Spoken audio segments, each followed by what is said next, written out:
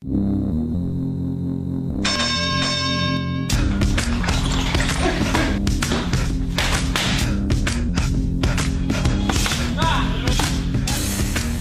뉴스쇼 금요일의 코너 뉴스의 속으로 훅 파고듭니다. 훅 뉴스.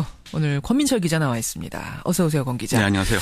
대선 특집이 그동안 방송이 되면서 오늘 오랜만에 훅 뉴스 함께 하는데 네. 어떤 주제 가지고 나오셨을지 궁금해요. 오늘도 이 관련 음성부터 듣고 한번 시작하겠습니다. 예. 그 거소투표 있기 전에 그냥 원장이 지장 찍고 그러라고 해서 지장 찍었다. 제가 한 2주 전인가 3주 전에 갔었는데 그랬거든요. 이제 엄마 투표하셨냐고 그랬더니 원장이 2번 찍으라고 2번 해서 다 2번 그렇게 찍었다고. 투표 얘기인 것 같은데요. 네, 이 음성은 정확히 1년 전인 지난해 4월 총선 때요. 예. 제가 이 코너를 통해서 방송을 한번 했던 적이 있는 음성입니다. 거소투표라는 걸 다뤘었는데요. 예. 요양병원에 계시는 분들에게 이 특정 후보를 찍도록 요양원 측에서 강요하고 있다는 내용입니다. 예. 이번 대선 때도 다음 주부터 이 거소투표가 진행이 되는데요.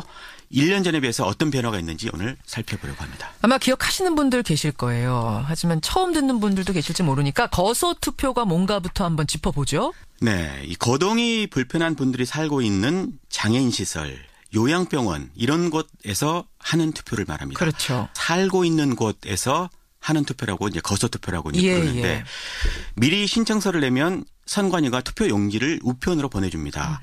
거소에서 기표한 다음에 이 투표 용지와 같이 보내온 이 회송용 봉투에 담아서 선관위에 보내면 이제 투표는 종료가 됩니다. 그게 다음 주부터 진행이 된다는 거예요. 그렇습니다. 지금은 재외국민 투표 진행되고 있고. 그러고 있죠. 재외국민 투표보다 거소투표는 좀 상대적으로 관심이 적은 것 같습니다. 아마 대상자가 더 적기 때문일 겁니다. 18대 대선 기준으로 보면요. 이 재외국민 투표 신청자는 22만 명.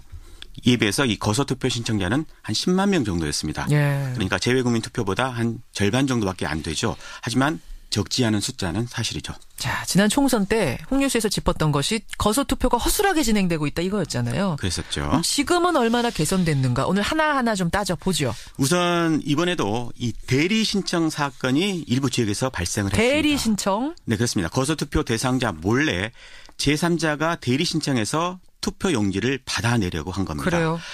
강원도 화천에서 일어난 일을 소개해드리면요.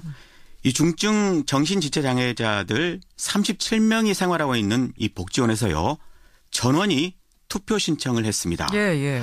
거소투표 희망자들이 없는 걸로 파악된 곳이어서 선관위가 직접 나가서 원생들을 상대로 조사를 벌였는데요. 예. 한번 들어보시죠. 저희가 이제 가서 물어봤는데 대통령 선거가 있는 줄 알고 계십니까? 이래 물어보면은 거의 다 모르시고요. 예. 또 투표를 하실 겁니까? 이래 보면은 투표가 뭔지도 모르는 분도 계시고 본인의 자필 이름을 이제 거기다 써야 되지 않습니까? 이름도 못 쓰시는 이제 그런 분들도 계시고 말을 안 하고 도망가는 분들도 계시고. 아니 상황이 이런데 이곳에서 37명 전원이 투표하겠다고 지금 신청서를 써서 보냈다는 거잖아요. 그러게요.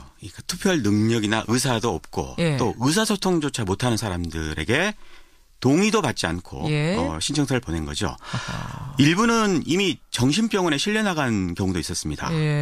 이곳이 이 산골에 있는 외진 곳인데 마치 공포영화 속의 이야기처럼 좀 기괴하기까지 하죠. 그러니까 지금 시설 측에서 무슨 의도를 가지고 신청을 했다는 의심을 하게 되는 거 아니에요? 그쪽에서는요. 하는 얘기가 참정권을 보장해주기 위해서 선의를 가지고 신청을 했다. 이렇게 이야기를 했다고 합니다. 하지만 선관위는 대리투표 목적이 있었다고 보고 검찰에 고발을 해서 현재 수사가 진행이 되고 있습니다. 사실은 기억나는 게 지난 방송 때도 이런 사례를 한두 건 우리가 예로 찾아냈었거든요. 그랬었죠. 여전하단 얘기입니까? 네. 이번 19대 대선에만 이 선관위에서 보도자료까지 내고 국민들에게 알린 것만 한 3건 정도가 됩니다. 부산 요양병원에서는요. 사망자의 이름으로 신청을 했다가 적발되기도 했습니다. 사망자? 이 세상에 없는 사람 이름으로 투표용지가 어떻게 나옵니까? 그럴 수는 없죠. 이 경우는 이 요양병원에서 이 사망자와 생존자가 같은 이름이라서 동명이인이라서 생존자를 사망자로 혼동해서 신청했다는 건데 거꾸로 말하면 그만큼 막무가내로 이 거소투표를 신청하고 있다고 봐야겠죠. 아니 요양병원 측에선 헷갈렸다고 치면 이거를 거소투표한 사람한테 투표용지를 보내줄 때는 확인 절차가 있을 거 아니에요. 그랬었죠. 지자체에서 이 사람이 정말 있는 건지 판단 과정에서 이제 걸려진 겁니다. 이 사망자 신청이 이제 나중에 들통이 나지 않습니까? 그래서 선관위가 이거 수상하다. 이렇게 해서 조사를 해보니까 입소자 동의 없이 신청한 또 다른 사실들이 추가로 나왔습니다. 예. 그래서 이제 이 검찰에 그 말이군요. 고발이 된 건데 부산 선관위 쪽 이야기 한번 들어보시죠. 예.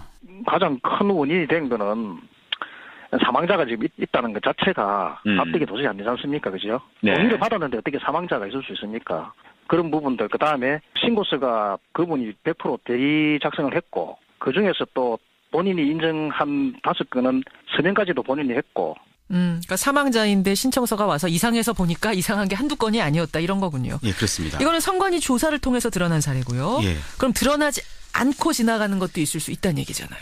그렇겠죠. 이 선관위는 신청서 필체가 같으면 일단 의심을 합니다. 예, 하지만 당사자가 글을 쓰지 못하는 경우도 있지 않겠습니까? 그렇죠. 그런 경우는 다른 사람이 대신 쓸 수 있도록 법적으로 허락을 하고 있습니다.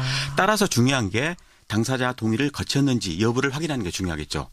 일일이 어떻게 확인합니까? 그 지자체에서 이 사람이 맞는지 이제 확인을 이제 하고 있다는 건데 문제는 이 확인 과정, 예. 이 확인 과정이 이제 주먹구구라는 게 문제가 있습니다. 전화로 확인을 합니다. 예를 들어서 거기에 홍길동이라는 사람이 거소투표를 신청한 사실이 있느냐 이제 이렇게 물어본다고 합니다. 신청서를 냈던 이 시설 측의 이야기 한번 들어보시죠. 예.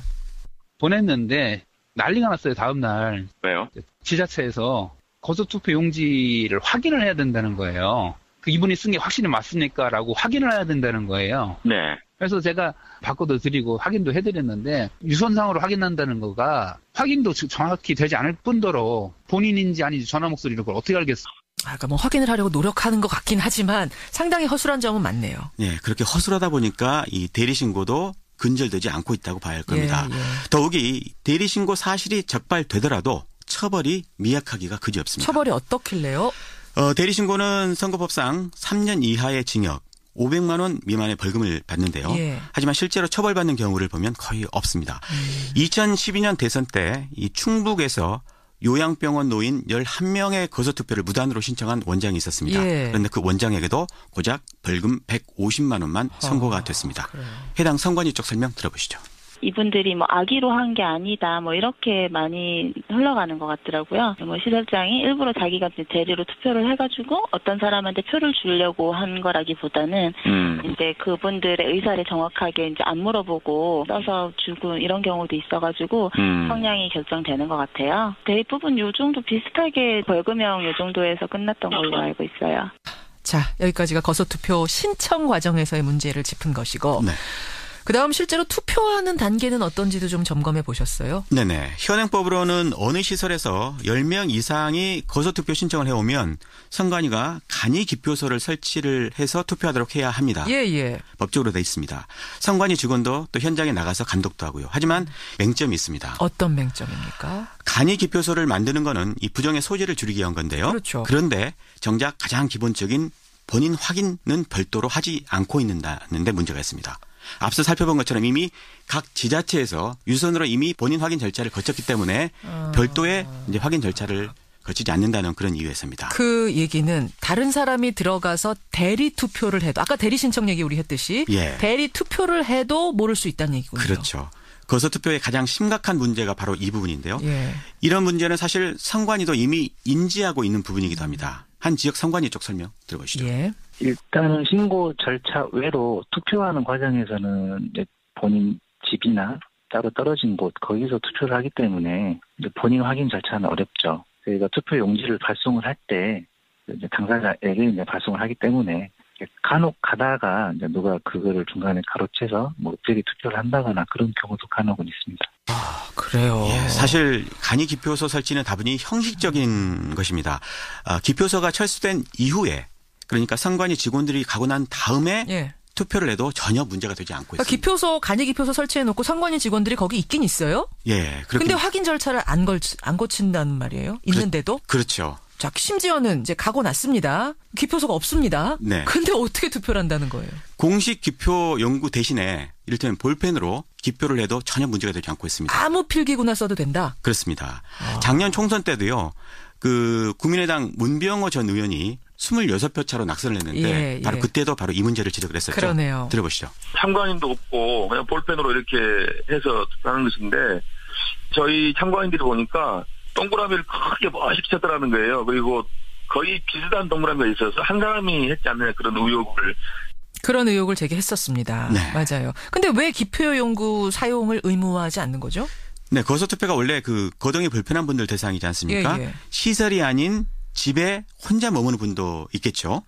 그런 분들까지 전부 찾아가서 기표 용구를 제공할 수가 없는 그런 이유 때문입니다. 10명 이상은 돼야 뭔가가 선관위 직원들이 찾아가고 간이 투표소가 설치되는 건데 네. 그렇지 않은 경우들은 방법이 없다. 그렇습니다. 그런 분들이 더 많다는 겁니다. 예, 그렇게 되는 거군요. 그래서 용구 문제가 있는 거고. 근데 아까 말씀하신 간이 기표소를 철수한 후에도 투표가 가능하다. 이건 잘 이해가 안 가요. 간이 투표소 설치해서 투표하고 선관위 직원들이 다 회수해 가는 거 아닙니까? 그 투표용지를 별도로 회수해 가지를 않습니다.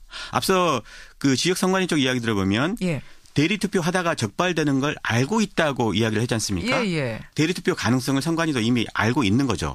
그럼에도 불구하고 투표용지를 회수해 가지 않고 있는 겁니다. 선관위의 다른 관계자의 이야기 좀 들어보시죠. 예. 그거는 뭐 따로 이렇게 회수하는 그런 게 없어요. 따로 뭐 그 투표 안 하셨다고 해서 뭐 반송을 받거나 선관위에서 뭐 그걸 회수하거나 뭐 그런 절차는 필요가 없는 것이죠. 그러니까 부정투표 가능성에 대해서 선관위도 인지를 하고 있는데 뾰족한 방법을 못 찾고 있다. 이게 좀 아니하다는 생각도 드네요. 네, 방금 전에 이제 회수할 필요가 없다 이렇게 이야기를 했지 않습니까? 예. 그 부분에서 이제 복지부동의 자세도 좀 느껴지기도 하는데요. 어떻게 하냐 뭐 이런 느낌. 예, 안 쓴 투표용지는 시설 밖에서 누구든 써도 되거든요. 그러네요. 방치를 해서는 안 되는 일인데 사실상 이렇게 수수방관하고 있다고 봐야 될 겁니다. 26표 차이로 낙선, 당선이 갈라질 정도로 거소투표가 이게 간단한 문제가 아닌데 왜 이렇게 문제점이 시정되지 않고 있는 건지 작년에 비해서 달라진 게 없는 것 같다는 느낌이 든단 말입니다. 결론은 그렇죠. 이 거소투표는 누군가 다른 사람의 투표권을 훔칠 가능성, 이 가능성 때문에 더 철저하게 관리를 해야 하는데도요. 예. 앞서 살펴본 대로 간이투표소에서 투표할 때 본인 확인 절차를 뭐 확실히 하든지 아니면 방금 지적한 대로 시설에서 쓰지 않는 투표용지는 회수를 하든지 예. 이런 방안을 좀 고려를 해야 될 것 같습니다. 할 수 있는 데까지 최선을 다해야 하는데 그렇지 않다면 이게 불신이 생기는 거 아닙니까? 그렇죠. 한 달 전 이 시간에 이 개표 문제의 심각성을 제가 지적을 한 바 있는데요. 예. 선관위가 이런 문제를 결코 가벼이 여겨서는 안 될 일입니다. 다시 한번 강조를 해야겠습니다. 투표는 신성한 권리고요. 이 권리 행사에 사소한 부정이나 장애가 있어서는 안 된다는 점, 요거 선관위 분명하게 새겼으면 좋겠습니다. 오늘 훅뉴스 권민철 기자 수고하셨습니다. 고맙습니다.